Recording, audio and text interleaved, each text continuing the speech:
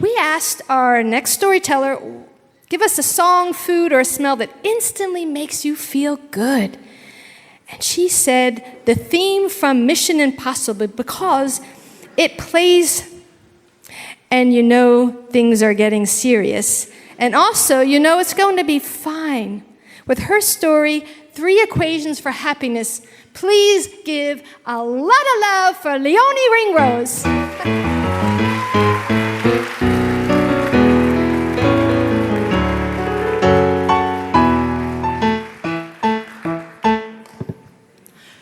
It's 1974.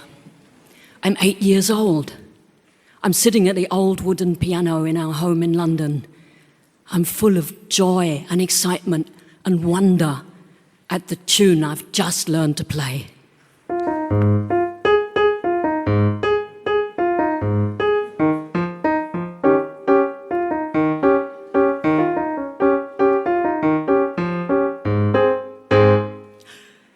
My father sweeps into the room and takes center stage.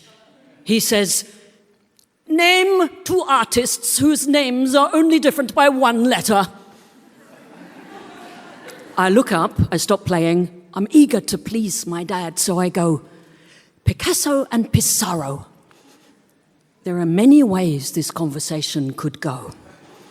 Is he going to congratulate me on my lateral thinking and my knowledge of modern art? Is he maybe going to apologize for interrupting my piano practice? He does neither of those. He goes, "Wrong, darling. It's Monet and Manet." He sweeps triumphantly out of the room, pleased at how easy it was to crush his 8-year-old daughter. Happy at having demonstrated his superiority. I close the lid of the piano. I've lost interest in the tune. I'm ashamed at having failed the test. I persevered with my piano lessons, but I never really felt I had any talent. And I left my home and the piano behind at the age of 18. And just to make sure that I never forget our family values, I took with me Equation 1. Equation 1 states that for one person to become happy, another person must become equally miserable. But wait a minute. Maybe that's just the rule for arty circles. My family are artists, actors, performers, writers, and teachers. So maybe if I get away from that world, there might be another way.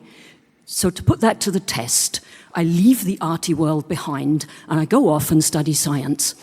And I get a PhD, and I eventually become a professor in molecular biology. And that's all part of one great big experiment. I want to find out, does the rigorous and precise nature of science stop people from behaving like jealous 3-year-olds? Now, I think you know the answer to that, but I'm going to tell you anyway. The answer is no, it doesn't. If anything, scientists are even more ready to crush other people to get ahead, and they're even more desperate to prove their superiority. I can summarize that for you in Equation 2.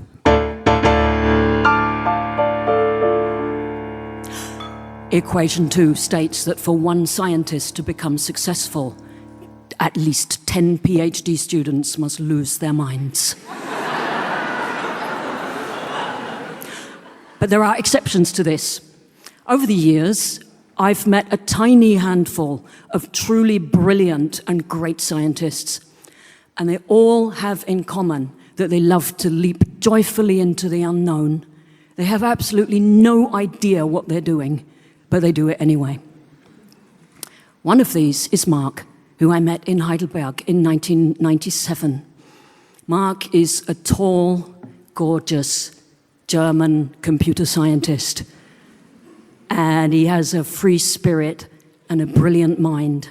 Finally, a boyfriend who is nothing like my father. No tests, no comparisons, no judgment. We sing together badly. We are full of joy and wonder at the lost notes, the forgotten lines, and the half-remembered songs from school.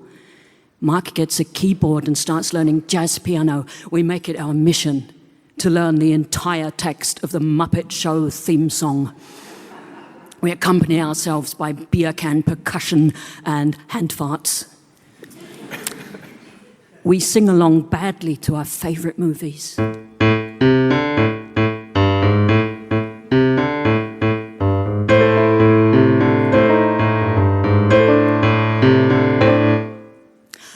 We sing improvised songs at every occasion. They burst out of us. Cappuccino, cappuccino, gekochtes Ei, gekochtes Ei. We've discovered equation 3.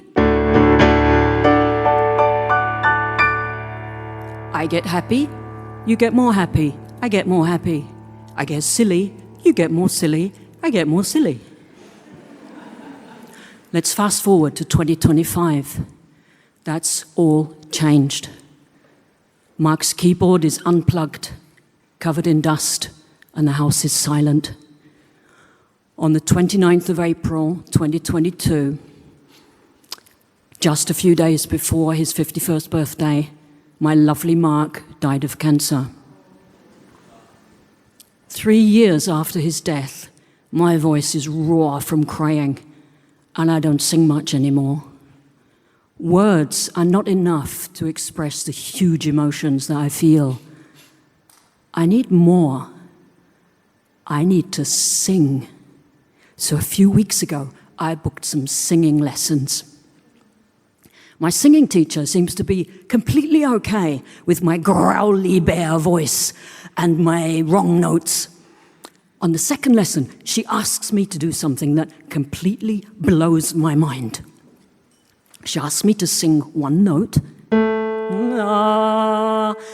and then she asks me to hold that note while she plays something else. If you'd like to join in with this, you're very, very welcome. James, give us the note again. La.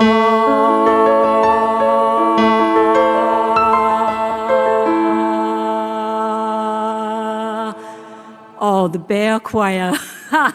Beautiful. I feel so fascinated by this, and I find it so interesting that I completely forget that I'm singing. It's so difficult that all I could do is focus on that one note. I forget about everything else. And then she plays another note, and we do it again, and then she plays another note. And every time I manage to hold that note, I'm with joy and wonder, the joy of the complete beginner. I have absolutely no idea what I'm doing, but I do it anyway. It's 2025.